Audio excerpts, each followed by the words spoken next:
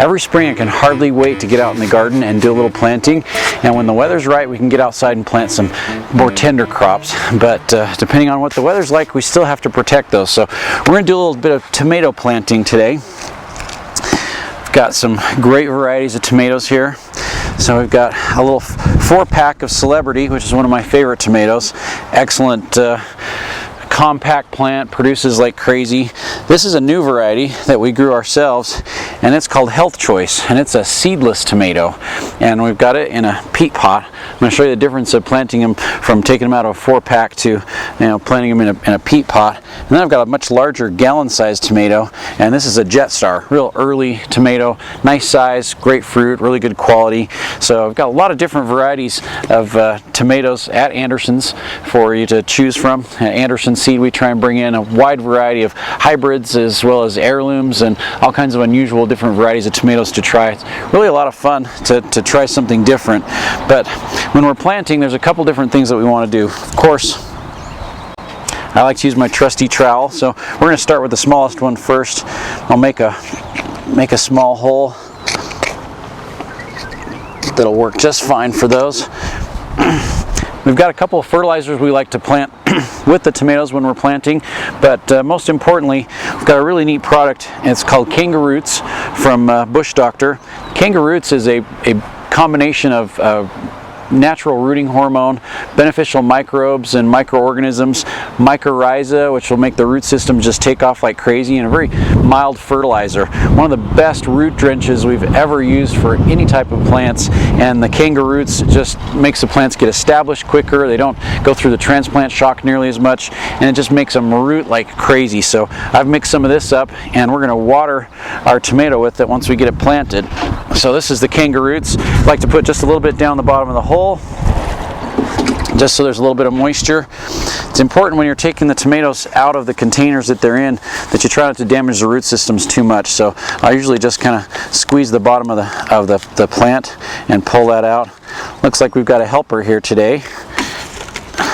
It's one of our curious planters. Try not to damage that root system.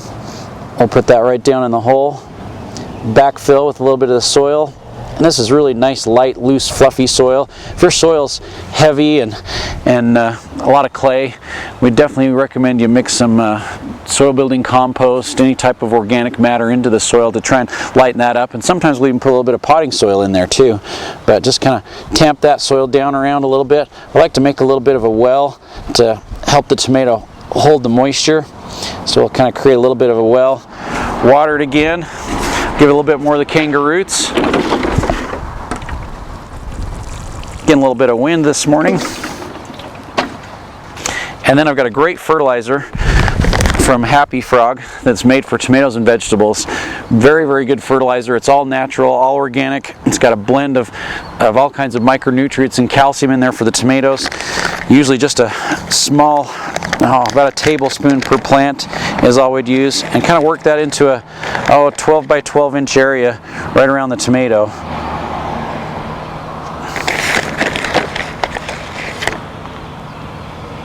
Just like that. And usually I'll take a little bit of soil, kind of work that in around it so it doesn't wash away. And we're ready to go. When we're doing a plant with a peat pot, nice thing about the peat pots is we don't have to pull it out of the container. We can just leave it right in there. As you can see, there's roots growing out the bottom of the peat pot already. We're going to do less damage to the plant because it can stay right in the container. So when we dig our hole,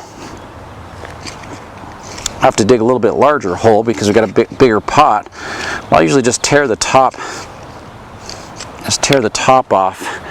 So there's just a little bit of a lip right there. We'll just tear that top off. This is just a peat moss pot. That just kind of makes the edge a little bit cleaner and nicer to work with. A little bit of our Kangaroots down on the bottom. And then we don't even have to take it out of the container.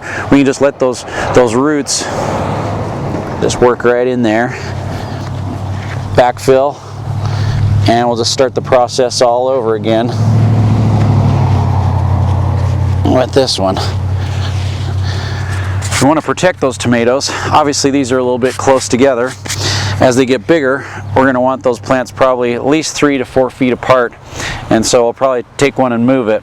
But to give them a little bit of added growth early on in the season, either a hot cap or a grow it now protector like this one will do a great job at protecting your plant from cold and from frost, but also will generate a lot of heat and get those plants really growing early.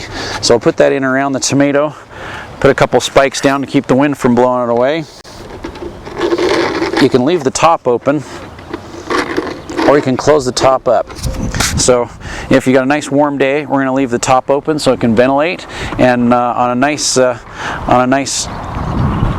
cold day, I guess we should say, we can close that up and it will protect your tomato. So they'll lock together like that, and so we can protect that plant and keep it so the cold won't bother it. Generates a lot of heat, gets some early growth off the tomatoes, and really gets them started off on the right foot.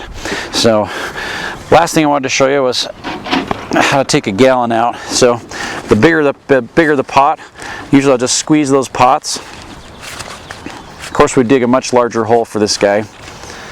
Slide him out. Look at the root system on that. So a nice big heavy duty root system ready to go. And we'd plant it. You could, since it's a little bit taller tomato, you could plant it a little bit deeper and put a little bit more soil in around it to keep it from tipping over.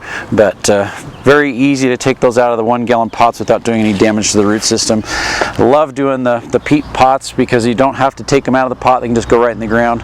And definitely make sure and get your tomatoes protected. Use a little bit of fertilizer on them, and definitely use the Kanga Roots. Makes those plants get established and take off so much quicker, and hopefully you'll have great success with your tomato growing this summer.